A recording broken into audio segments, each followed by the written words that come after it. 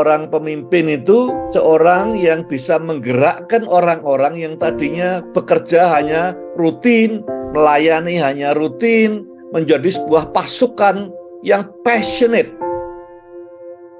Pencapaian yang sesungguhnya itu bukan buat dipamer-pamerkan. Justru semua yang berarti dalam proyek bangun bait Allah ini dikerjakan di tempat yang tersembunyi. Pemimpin itu harus tidak hanya bisa mulai, tidak hanya bisa terus menjalankan, tetapi juga harus menyelesaikan, menuntaskan.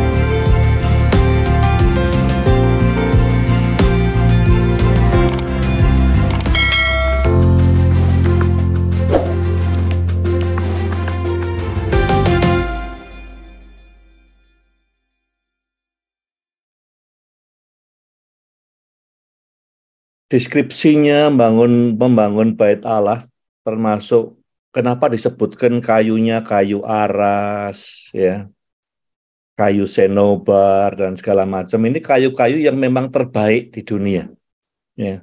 Dan bangunan yang dibangun oleh Salomo ini, bait Allah ini, pada zaman itu tahun kira-kira 956 sebelum Masehi, itu merupakan bangunan yang paling mahal dan paling indah pada waktu itu. Jadi semua untuk Tuhan diberikan yang terbaik. Ya, pertanyaan buat kita, kalau kita memberikan buat Tuhan, yaitu pelayanan, menyiapkan praise and worship, menyiapkan firman Tuhan, ngajar, mimpin Bible study, apakah kita memiliki mentalitas yang sama dengan Salomo? Memberikan yang terbaik. Di surga itu second best tidak laku. Ya, jadi semua yang kita berikan pada Tuhan harus yang terbaik. Dalam hal persiapan, dalam hal energi, dalam hal waktu. Ya.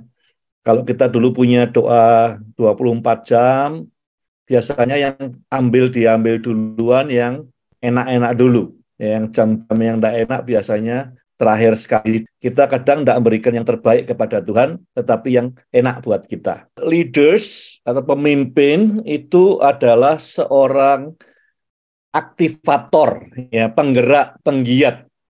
Jadi kalau ada orang yang tadinya asal hidup, ketemu pemimpin yang baik, terus hidupnya jadi penuh passion. Jadi saudara sebagai pemimpin, kalau saudara tidak aktivator, saudara ngerjakan semua sendiri. Kalau orang ngerjakan semua sendiri, dia bukan pemimpin. Jadi pemimpin itu mengaktifkan orang-orang di sekitarnya. Jadi judulnya, Salomo bisa mengaktifasi orang dari yang tadinya pekerja-pekerja yang fasih asal ngerjakan atau kerjanya untuk uang, ya, kerja karena disuruh, menjadi sebuah tentara yang sangat passionate. Itu dalam istilah kepemimpinan kita sebut mobilisasi. Jadi pemimpin semua itu mesti secara intensional dia tahu bahwa achievement-nya, suksesnya, dampaknya bergantung daripada keberhasilannya dia untuk memobilisasi orang. Jadi mobilisasi adalah karunia untuk mengaktifkan orang-orang untuk menuju kepada sebuah dampak yang spektakuler. Ya, jadi orang-orang yang dilihat gambar ini, tukang mahat batu segala macam, dari dulu juga mahat batu terus. Ya, orang yang ngangkut dari dulu ngangkut terus. Tapi begitu ketemu dengan Salomo, tiba-tiba diaktifkan jiwanya sehingga dia bukan sekedar kerja rutin tiap hari untuk bisa makan, tetapi passionnya kemudian ditaruh di kerjaannya karena dia sedang membangun sesuatu yang terindah di dunia. Tempat tinggal yang pertama di dalam kerajaan Israel buat Allah, tempat tumpuan kaki Tuhan di Israel. Jadi di pasal 5 ayat 15 dikatakan Salomo mengerahkan juga 80.000 orang untuk mahat batu. Bayangin, yang mahat batu, ya semua tadinya kerja sendiri terpencar-pencar di mana-mana, dikumpulin, digerakkan, diberi visi, ya sehingga mereka kalau ditanya, kamu kerjanya apa? Bukan mahat batu, tetapi sedang membangun bait Allah, Allah pencipta langit dan bumi. Ya. Juga 70 orang yang ngangkut distributor, ya mengangkut barang dari batu dari titik ini ke tempat ke pembangunan bait Allah. Jadi seorang pemimpin itu seorang yang bisa menggerakkan orang-orang yang tadinya bekerja hanya rutin, melayani hanya rutin, ya, atau kerja hanya untuk bisa makan, menjadi sebuah pasukan yang passionate. Saya sering katakan orang itu bukan sekedar ikut pemimpin yang visinya besar, pemimpin yang pinter, pemimpin yang kaya. Orang ikut pemimpin yang punya passion. Yang diikuti orang itu passionnya pemimpin. Jadi kalau Salomo ini hebatnya ratusan ribu orang yang tadinya mungkin kerja untuk sekedar makan rutin dirubah jadi pasukan yang passionate. Ditanya bukan lagi sekedar kerjaanmu apa? Bukan menatah batu atau ngukir batu atau motong batu. Tapi sekarang dia tahu kerjaannya apa? Membangun rumah bagi Allah yang maha tinggi. Membangun katedral. Membangun tempat Shekinah, kediaman Tuhan, hadirat Tuhan. Nah, banyak orang mungkin ke gereja juga seperti orang Kristen pasif. Banyak orang kerja juga ya sekedar supaya bisa makan. Pemimpin tugasnya adalah mengaktifasikan orang supaya bisa lihat bahwa dia embark, ya, ikut dalam sebuah perjalanan untuk mencapai sesuatu yang monumental dalam hidup ini. Kalau orang bisa memahami itu, maka cara kerjanya akan berbeda. Yang kedua, tadi topik pertama adalah pemimpin itu aktivator. Harusnya begitu orang sekitarnya semua tadinya off atau rutin atau tidak ada passionnya dirubah menjadi pasukan yang penuh passion. Yang kedua, model kepemimpinan kerajaan Allah itu prinsipnya proses itu sama pentingnya dengan hasil. Ya, jadi prosesnya itu penting, tidak hanya hasilnya. Pokoknya hasilnya A, prosesnya kayak apa tidak penting, bukan begitu. Prosesnya sama pentingnya. Pemuritan bukan hanya hasilnya yang penting, tapi prosesnya sama pentingnya. Di dalam pasal 6 ayat 7 dikatakan, dan bait itu ketika dibangun, bait Allah itu, dibangun dengan batu-batu yang telah diolah, yang telah disiapkan sebelumnya, sehingga tidak terdengar di bait itu bunyi palu atau kapak, atau suatu perkakas besi, selama pembangunan bait itu. Ini yang luar biasa. Ya, di tempat di mana bangunan itu dibangun di di Bukit Moria di atas sana itu tidak ada bunyi rame suara-suara manusia, tidak ada. Ya. Tempatnya itu sunyi, kudus, mulia. Tidak ada keramaian manusia kerja, mahat batu, motong apapun, tidak ada. Apa yang kita tarik dari situ? Kenapa kok begitu? Kenapa enggak lebih gampang kerja di situ aja? Yang pertama karena menghormati hadirat Tuhan, Shekinah. Jadi yang penting tempat itu adalah tempatnya, hadiratnya. Ya. Tempat di mana dulu Abraham mengorbankan Ishak, di bawah situ, di atasnya dibangun bait Allah. Bukan soal buildingnya, walaupun bagus sekali bangunannya, dilapis emas semua, tetapi yang penting adalah hadirat Tuhan. Jadi sekarang banyak gereja yang bagus, ya, tempat-tempat yang ibadah yang luar biasa. Tapi yang penting kan bukan itu, ya. Ya, bukan soal AC-nya merek apa, bukan kursinya, bukan karpetnya, bukan bangunannya, tapi hadirat Tuhannya. Jadi perlu diingatkan lagi, Salomo menghargai, menghormati the presence of God. Walaupun bangunannya belum jadi, tapi tempat itu tempat yang dipilih Tuhan. Ya, tempat itu tempat yang dipilih Tuhan, di mana bait Allah ditegakkan. Yang kedua, pelajarannya apa? Pelajarannya prinsip dalam model kerajaan Allah, kepemimpinan adalah eh, pencapaian yang sesungguhnya itu bukan buat dipamer-pamerkan. Justru semua yang berarti dalam proyek bangun bait Allah ini dikerjakan di tempat yang tersembunyi. Beda dengan Hollywood, ya. Ditampilkan selebrasi orang-orang yang berjasa diangkat-angkat. Cuma di dalam bangun bait Allah ini orang-orang yang berjasa bentuk bunganya, menatah batunya, mengukir segala macam itu justru dikerjakan di tempat yang tersembunyi, jauh di sana.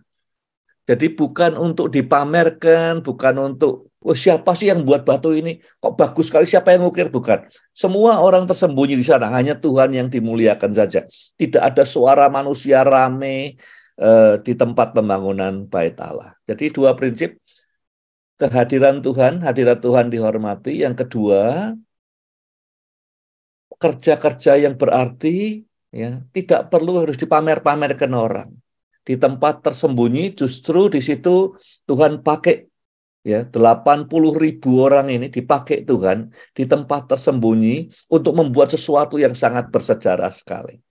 Halnya sama, ya, seringkali yang make a difference di dunia ini orang yang berdoa di kamar doa, bukan orang-orang yang tampil selebriti, tapi orang-orang yang tidak kelihatan itu justru dipakai Tuhan untuk membawa perubahan yang besar. Nomor 3, pemimpin-pemimpin yang baik itu menuntaskan semua tugas yang dimulai dan dikerjakannya. Nah, saya masih ingat dulu waktu saya masih di SMA, masih muda, saya ingat saya dicap oleh teman-teman orang yang pinter mulai tapi tidak bisa menyelesaikan kerjaan atau tidak pernah selesai. Mulai tapi tidak selesai. Ya, mulai tidak selesai, tinggal pergi. Jadi kemudian setelah saya bertobat, saya bertekad, tidak enak dicap seperti itu kan tidak enak. Ya. Dan Salomo ini beri contoh pemimpin yang baik. Dikatakan di pasal 6 ayat 14, demikianlah Salomo membangun bait Allah dan menyelesaikannya. Ya, finish it. Jadi pemimpin itu harus tidak hanya bisa mulai, tidak hanya bisa terus menjalankan, tetapi juga harus menyelesaikan, mentuntaskan. Nah, ini buat refleksi saudara nanti malam, besok pagi. Ada enggak tanggung jawab yang Tuhan kasih, yang orang lain kasih, pemimpin kita kasih, sudah dimulai, sudah jalankan, tapi tidak tuntas. Ya, dulu saya dicap seperti itu waktu SMA. Mulai tapi tidak tuntas, mulai tapi tidak tuntas. Tapi itu kemudian jadi cambuk, jadi pelajaran buat saya sejak itu. Semua yang saya pegang dari awal harus selesai, tuntas, dipertanggungjawabkan. Ya. Ini sama dengan waktu Yesus ditanya tentang makanannya, ya, oleh murid-muridnya. Yesus berkata, makananku adalah melaksanakan kehendak Dia yang mengutus aku dan menyelesaikan pekerjaannya, menuntaskan. Jadi makanannya bukan sekedar melakukan kehendak Dia, tidak, itu belum selesai makannya, ya. Sendok masih depan gitu kira-kira. Tapi melaksanakan dan menuntaskannya semua pekerjaan yang Dia percayakan pada kita. Yesus menjadi contoh yang paling real. Jadi dia setiap yang dia lakukan di atas kayu salib itu untuk menolong supaya orang-orang Yahudi dan kita percaya dia betul adalah Mesias yang dijanjikan. Yang terakhir yang digenapkan adalah dia minum anggur asam. Setelah mengecap anggur asam itu penggenapan dari nubuat. Yesus berkata, "It is finished," sudah selesai. Kemudian dia menundukkan kepalanya dan menyerahkan nyawanya. Jadi Yesus memberi contoh, Salomo mengerjakannya sesuai dengan contoh yang ditanamkan oleh Tuhan. Semua pemimpin yang baik tidak hanya bisa mulai, tidak hanya bisa melaksanakan, tapi menuntaskannya. Ya, ini 3 hal tadi yang saya ingin titipkan. Satu, pemimpin itu aktivator. Ya, jadi kalau saudara tidak mengaktifkan orang di sekitarmu, mungkin kepemimpinanmu sedang tidur atau tidak berfungsi. Ya. Kemudian yang kedua, proses sama pentingnya dengan outcome. Prosesnya gimana? Prosesnya honoring the presence of God, hargai hadirat Tuhan. Dan kedua, ya, orang yang membuat perubahan biasanya tidak harus tampil, ya, bekerja di tempat yang tersembunyi. Pendoa-pendoa yang membuat KKR revival bersama Tuhan, tidak kelihatan semua wajahnya. Itu prinsip kepemimpinan kerajaan Allah. Biar yang lain tampil, tapi pemimpin-pemimpin yang benar tidak usah tampil di depan, tapi menyelesaikan tugasnya. Yang ketiga, apapun yang kita mulai, tuntaskan, pertanggungjawabkan. Apapun yang dipecahkan pada kita, selesaikan. Makananku, melakukan kehendak Bapa dan menyelesaikan. Ya, tidak hanya melakukan, tapi menyelesaikannya.